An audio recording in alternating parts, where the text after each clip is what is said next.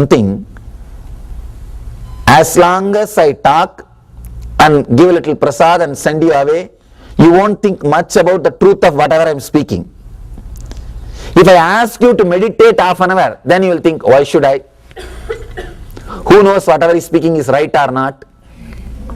You will start thinking. Half an hour meditation itself will make you think about the truth of my philosophy, whatever I am uttering. If I ask you to chisel half an hour a stone, then you will think 1000 times whatever I am speaking is right or wrong. You will think 1000 times, why should I chisel? Why should I work? Who knows this fellow is enlightened or not? Who knows what he is speaking is right or wrong? You will think 1000 times. When you start working, naturally you will try to verify the ideology which you are believing. That is why all revolutions on the planet Earth is done by workers. Whether it is communism or capitalism, anything, any ism, by workers. When you work, you will start reconsidering, you will start reviewing, you will start rethinking the philosophy which you believe, for which you work. Here, thousands of people sitting and working, not only working, expressing the creativity. This cannot happen unless they are really convinced. Unless they are really convinced. Unless you are convinced about the ideology which you are practicing, unless you are convinced about the ideology which you are learning, you will not go for working. Thousands of workers working on stone with no machineries. With no machineries. Pyramids are not granite, they are soft stones. All South Indian temples are granite, very strong. One of the hardest granites available on the planet Earth is South Indian granites. South Indian granites are hardest granites. Still, after 5000 years, the temples do not need any repairing. They are there standing. That is why they have not used any mortar in between the stones. You need to know important information. No mortar is used between stones in traditional Indian temples. No. The stones are carved so perfect. They are just made to sit on each other, over.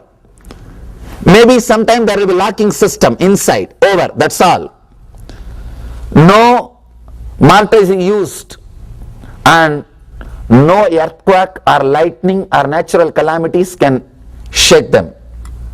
Nothing. You will be surprised. There are so many cities, I can say, temples are much bigger than the whole city. Even now we have temples which are occupying the 70% place of that city. Just only 30% of the city is city, 70% land is temple. The city is nothing but the people who are assisting are taking care of the temple, that's all. People live around temples. Cities are created around temples. The whole culture is created around temple. The village in which I am born and brought up, I can call that only as a village because it is not even a district headquarters. It was just unincorporated county. That's the right word if I have to compare with the US standards. Unincorporated county. In that we have a temple, 25-acre built up area, granite, completely. 8,000 granite pillars are there. 8,000 granite pillars are standing. 2 million stone carvings are there. 2 million stone carving. Each stone carving takes at least 6 months of one person who is skilled artist. Skilled artist has to spend at least 6 months on one stone to create one carving. It's not a small joke. It's not a small joke. And you can't think that 2-3 people working on one stone. No, it's not possible. Because too mild work. 2-3 people can't work. And moreover, any statue, only one person can clearly comprehend the head, hands and all the sizes, the proportion. If 2-3 people are working, the proportion will miss. There won't be proportion. Head will be one size and the leg will be other size. So naturally, one person has to assimilate, digest and do the job. Why I am telling about all these things? Understand, if so many creators, artists, intelligent people are produced by that system, means what will be the power of that basic faith? What will be the power of that basic ideology? What will be the power of that basic truth on which the whole tradition was built? Just want to say a few words about one temple which is there in my native place. The story, history says, it took at least 600 years for them to complete the temple. But the day one when they started, they had a complete master plan. You may ask, how do you know they had a master plan? Because the inauguration or the first ceremony is done always at the edge of the temple. At the entrance, main entrance gate of the temple is the place they will first start constructing. It means what? They know the complete boundary area. Only then they can start from the outermost entrance. Not like US. They will start from here and go out. No.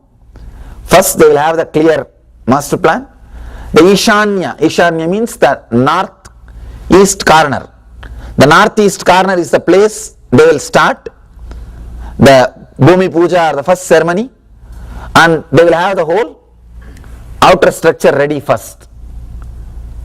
600 years, 600 year means at least some 20 generation, at least 20 generation of architects, the stone workers has to work, because when you work in the stone, you can't live more than 50 years. So much of dust going inside, your lifespan will be reduced.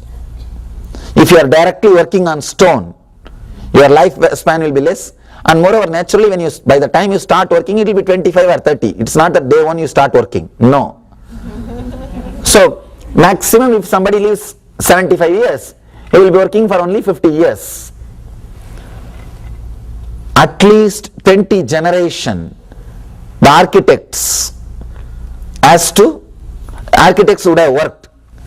One important thing you should know, there is no method to store the drawing, no paper, no laptop, no computer, no drawing mechanism, no electronic media to transmit that concept. Now we have so many methods. We have now 3D way of thinking. Means clearly they project in a 3D way. You can do alteration, so many things can be done in the laptop, in the computer system. So many things can be done. Those days nothing was there. 20 generation of workers were able to digest, assimilate the main concept and carried on. That itself is unimaginable. Just try to convince your kids to do some puja or ritual or meditation for half an hour. You will understand how difficult it is. Convincing the next generation how difficult it is. But these guys were able to convince at least 20 generation, 600 years, they were able to convince about the ideology, about this great truth, about this great tradition, and the whole city has to work for it. Understand? Oh, those days people were innocent, they never asked questions, they just did. No, never think. We have produced greatest intellectuals who said no to everything. There are some books in Indian tradition, the book is called Kandana Mandana Vada, means the author is pulling down all kinds of traditions. All beliefs and all traditions must be a tabloid journalist. The guy must have been a tabloid journalist. He has not taken birth in modern days. He is criticizing everybody right and left. See, these tabloid journalists, they will criticize everybody. They will never allow their pictures to be published in anything, because people will start criticizing them.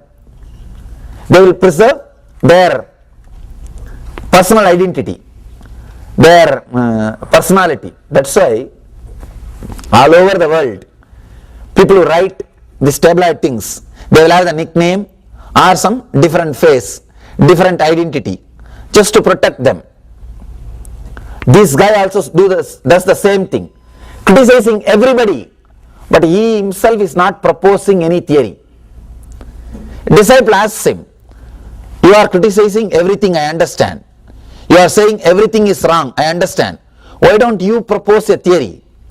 He says, "No, I will never do that mistake, because next generation guy will criticize me.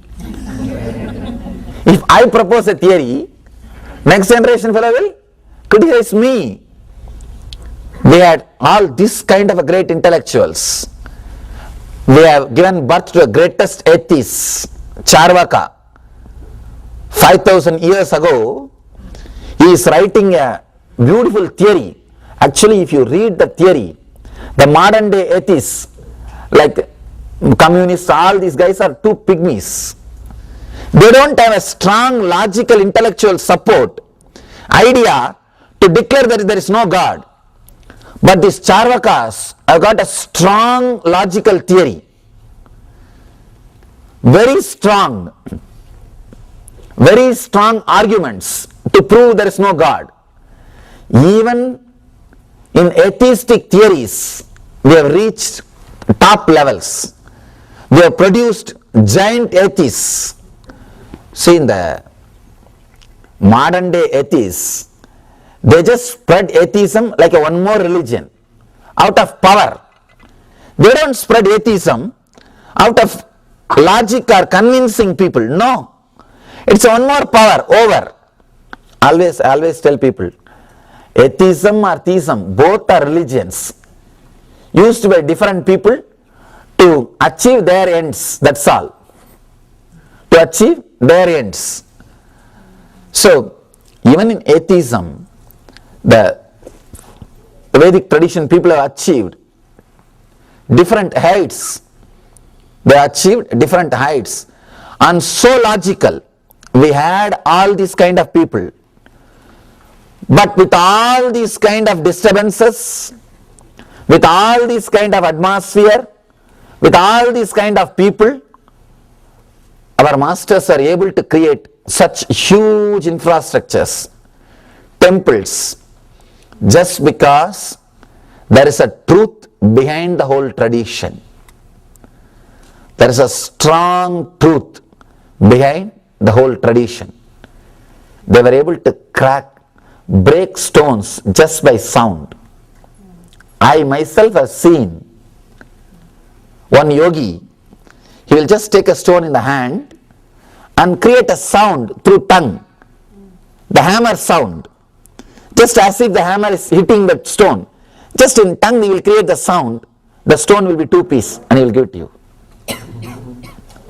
Because sometime I used to wonder how these guys have broken or digged out so much of granite. So much of granite. How could they get so much stone out of the hill? And how could they work so much with the stones? They used all methods, all systems, all different techniques.